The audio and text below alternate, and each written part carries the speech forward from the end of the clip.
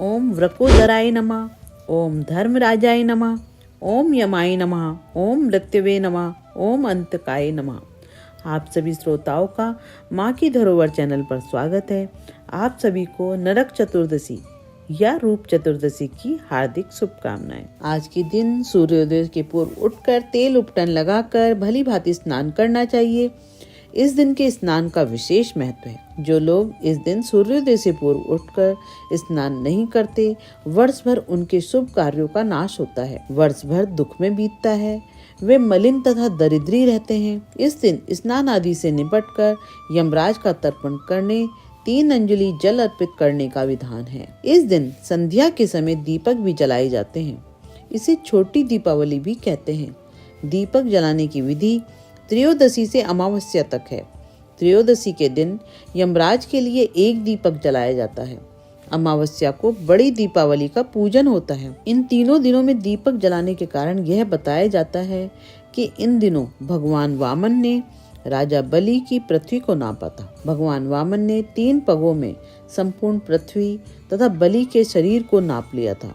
इसलिए त्रयोदशी, चतुर्दशी तथा अमावस्या को लोग यम के लिए दीपक जलाकर लक्ष्मी पूजन सहित दीपावली मनाते हैं, जिससे उन्हें यम यातना न सहनी पड़े। लक्ष्मी जी सदा उनके साथ रहे। अब मैं आपको गणेश जी व लक्ष्मी जी की सुंदर कथा सुनाती हूँ। आप भक्ति प्रेम से श्रवण करें। एक बुढ़िया माई थी, मिट्टी के गणेश की पूजा करती थी। रोज बनाए रोज गल जाए। एक सेठ का मकान बन रहा था। वह बोली, पत्थर का गणेश बना दो। मिस्त्री बोले कि जितने हम तेरा पत्थर का गणेश गढ़ेंगे उतने में अपनी दीवार ना चिनेंगे। बुढ़िया बोली, राम करे तुम्हारी दीवार टेढ़ी हो जाए। अब उनकी दीवार टेढ़ी हो गई, वो चिने और ढा देवे। इस तरह करते करते शाम हो गई। शाम को सेठ आया। उसने कहा, आज कुछ भी नहीं किया। वो कहने लगे, एक बुढ़िया आई थी, वो कह रही थी कि मेरा पत्थर का गणेश गढ़ दो। हमने नहीं गढ़ा। उसने कहा तुम्हारी दीवार टेढ़ी हो जाए। सेठ ने बुढ़िया बुलवाई। सेठ जी ने कहा, हम तेरा गणेश सोने का गढ़ा देंगे, हमारी दीवार सीधी कर दो। सेठ ने बुढ़िया को सोने का गणेश गढ़ा दिया। सेठ की दीवार सीधी हो गई। जैसे सेठ की दीवार सीधी की, वैसी सबकी करना, कहते सुनते हुंकारा भरने वाले की भी। बोलो गणेश जी महाराज की जय।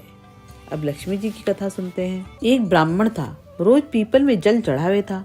पीपल में से लड़की कहती, पिताजी मैं तेरे साथ चलूंगी। ब्राह्मण सूखने लगा। ब्राह्मणी बोली, क्यों सूखो हो? ब्राह्मण बोला, पीपल में से एक लड़की कहती है, पिताजी मैं तेरे साथ चलूंगी। बोली, कल ले आना, जहाँ 6 लड़की हैं वहाँ 7वीं सही। वह दूसरे दिन ले आया। एक दिन आटा मांगने गया तो थैला भर भर के मिला। आटा छानने लगी तो वह बेटी बोली, माँ मैं छानूंगी। ना बेटी, धोली धोली हो जाओगी। बेटी ने कहा, ना मैं छानूंगी। उसने छाना, परात भर गई। खाना बनाने लगी तब भी बोली, ना माँ मैं बनाऊंगी। माँ बोली, ना बेटी उंगली जल जाएगी। ना मैं ही बनाऊंगी। रसोई में गई, 36 प्रकार के भोजन बनाए, सबको पेट भर भर के खिला दिया। और दिन तो भूखे रहते थे, उस दिन पेट भर भर के खाया।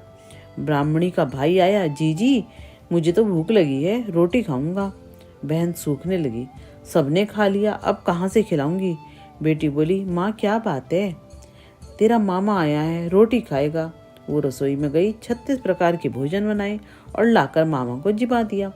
जीजी ऐसा भोजन कभी ना खाया जैसा आज खाया है। भाई तेरी पावनी भांजी है, उसने बनाया है। मामा खा के चला गया। शाम हुई। बोली, माँ चौका लगा के चौके का दीवा जला दियो, कोठे में सोऊंगी। ना बेटी तू डर जाएगी। ना माँ कोठे में सोऊंगी। वह कोठे में सो गई। आधी रात को उठी, चारों तरफ आंख मारी, धन ही धन हो गया। वह जाने लगी, बाहर बूढ़ा ब्राह्मण सो रहा था। बेटी तू कहाँ चली? बोली, मैं तो लक्ष्मी माता हूँ, इसके 6 बेटी हैं, दरिद्र दूर करने आई थी, तेने करवाना हो तो तू भी करवा ले। उसके घर में चारों तरफ आंख फिराई, धनी धन हो गया। सवेरे उठ के ढूंढ मची, पावनी बेटी कहाँ गई? ब्राह्मण बोला, वही लक्ष्मी माता थी, तेरे साथ साथ मेरा भी दरिद्र दूर कर गई। जैसे लक्ष्मी माता ने उसका दरिद्र दूर किया, वैसे ही सबका करे, कहते सुनते हुंकारा भरने वाले का भी। जय हो लक्ष्मी माता की। आज की कथा को यहीं विराम देती हूँ। आपको कथा कैसी लगी? आपको कथा अच्छी लगे तो अपनों से साझा करें। नारायण नारायण।